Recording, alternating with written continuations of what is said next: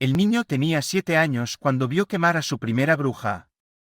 No era una bruja de verdad, por supuesto, solo una mujer vieja que vendía hierbas en el mercado y murmuraba oraciones en una lengua que nadie reconocía. Pero para el pequeño Tomás, aferrado a las faldas de su nodriza entre la multitud congregada en la plaza, fue una revelación terrible y formativa. No lloró. No cerró los ojos.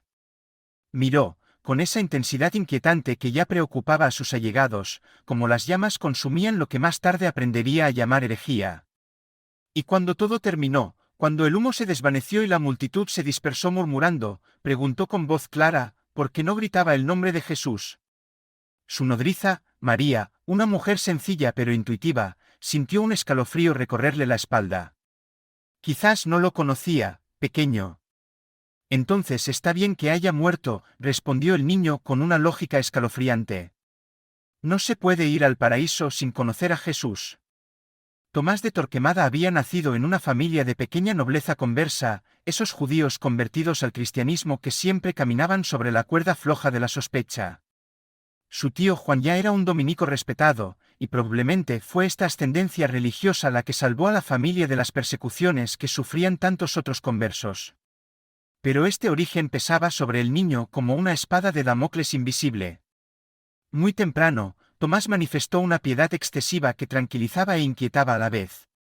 A los 8 años, ya ayunaba los viernes hasta desmayarse. A los 10, pasaba horas arrodillado ante el crucifijo familiar, los labios moviéndose en oración silenciosa, los ojos brillando con un fervor que no tenía nada de infantil. Su madre, Isabel, a veces lo encontraba dormido sobre las losas frías de su capilla privada, las rodillas ensangrentadas por las horas de arrodillamiento. Se hace daño, se quejaba a su marido. No es normal para un niño de su edad. Se está preparando, respondía sobriamente Pedro de Torquemada. Dios tiene planes para él, estoy seguro. Pero era sobre todo el miedo lo que motivaba a Pedro. Miedo de que su origen converso fuera descubierto, miedo de que la piedad excesiva de su hijo no fuera suficiente para borrar ese pecado original. No sospechaba que estaba creando un monstruo. Porque Tomás estaba desarrollando una comprensión muy particular de la fe. Para él, no había medias tintas, no había zonas grises. Se estaba con Dios o contra él. Se era puro o manchado. Y esta pureza, la observaba primero en sí mismo con una vigilancia maníaca. Cada pensamiento era escrutado, cada deseo analizado. A los 12 años, ya se flagelaba en secreto, convencido de que el dolor físico era el precio a pagar por la pureza espiritual. Un día de 1440, cuando tenía 12 años, un incidente reveló la dirección que tomaría su vida. Durante una procesión religiosa, divisó entre la multitud a un hombre que no se santiguaba al paso de la cruz. Otros quizás habrían pensado en una simple distracción. Tomás vio en ello un acto de herejía deliberado. Sin vacilar, abandonó las filas de la procesión y fue a denunciar al hombre al sacerdote que oficiaba. La investigación que siguió reveló que el hombre era efectivamente un converso que aún practicaba en secreto el judaísmo. Fue arrestado, juzgado y quemado 3 meses después. Tomás asistió a la ejecución con la misma atención que dedicaba a sus estudios teológicos. Cuando todo terminó, no sintió ni alegría ni tristeza, sino una satisfacción profunda e inquietante, había servido a Dios. Tienes un don, le dijo esa noche su tío Juan poniéndole una mano en el hombro. El don de ver lo que otros no ven. Pero cuidado, Tomás. Este don puede convertirse en maldición si no lo usas con sabiduría. Pero Tomás solo escuchaba los elogios. Había encontrado su vocación, sería el perro guardián de Dios, quien desenmascarara a los herejes y preservara la pureza de la fe. Esta misión le parecía no solo un deber, sino su razón de ser. A los 13 años, ingresó en el convento dominico de Santa Cruz en Segovia. Allí descubrió los escritos de los padres de la Iglesia sobre la herejía, particularmente los de San Agustín que justificaban la violencia contra los enemigos de la fe.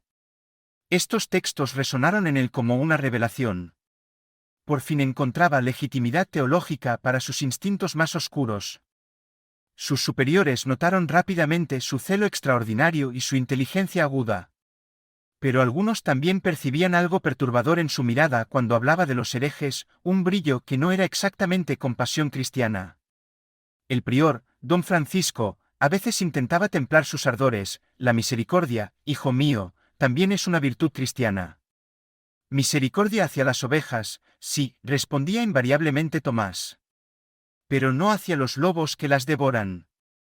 Tenía entonces 16 años y su visión del mundo ya estaba cristalizada. La humanidad se dividía en dos bandos, los puros y los impuros, los fieles y los traidores, los que merecían la salvación y los que merecían el fuego.